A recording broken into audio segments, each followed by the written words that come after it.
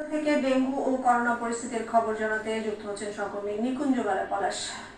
পলাশ, শুনতে পাচ্ছেন নিশ্চয়ই আমাকে?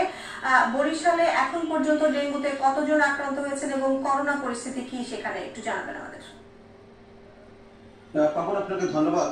আপনি শুরুতে যেমনটা বলছিলেন যে আসলে বরিশাল অঞ্চল ডেঙ্গুর একটি হটস্পটে পরিণত হয়েছে। এই মুহূর্তে বরিশালে গত 24 ঘন্টায় 126 জন রোগী ভর্তি হয়েছে বিভিন্ন হাসপাতালে।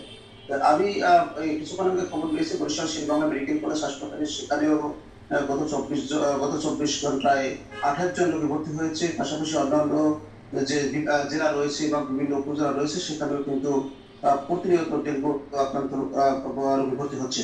এখন পর্যন্ত বরিশালে সরকারি হিসাবে 5600 জন রোগী ভর্তি হয়েছে, বা বেসরকারি হিসাবে কিন্তু এর সংখ্যা দ্বিগুণ বলে জানিয়েছেন এখানে যারা চিকিৎসা দায়িত্ব রয়েছেন তারা জানিয়েছেন। আসলে সরকারি হিসাবে সে বিভিন্ন ক্লিনিক বরিশালের বাইরে ঢাকা এবং বিভিন্ন জায়গায় কিন্তু অসংখ্য মানুষ ডেঙ্গু আক্রান্ত হয়ে সেখানে ভর্তি হয়েছেন। পাশাপাশি বরিশালে এখন পর্যন্ত 13 জন ডেঙ্গু আক্রান্ত রোগীর মৃত্যু হয়েছে এবং এর মধ্যে বরিশালে রয়েছে 6 জন, বরগুনায় 6 জন এবং পটুয়াখালীতে রয়েছেন 1 জন ডেঙ্গু আক্রান্ত রোগী।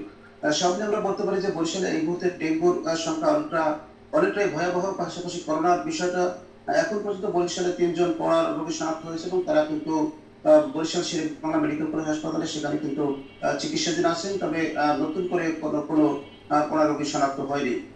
ইতিমধ্যে বরিশালে ডেঙ্গু রোধে বরিশাল সিটি কর্পোরেশনের পক্ষ থেকে ব্যাপক প্রস্তুতি করা হয়েছে। বরিশাল সিটি কর্পোরেশনের প্রশাসক রায়হান কাসাব আমাকে জানিয়েছেন যে ইতিমধ্যে বরিশাল নগরের বিভিন্ন জায়গায় সেখানে সেখানে কিন্তু ডেঙ্গু প্রতিরোধে মশার ঔষধ ছেড়ানো হচ্ছে। পাশাপাশি বরিশাল নগরের যে জলাবদ্ধ জায়গাগুলো রয়েছে, বিভিন্ন খাল রয়েছে, সেই খালগুলো সেখানে কিন্তু পরিষ্কার পরিচ্ছন্ন রাখা হয়েছে।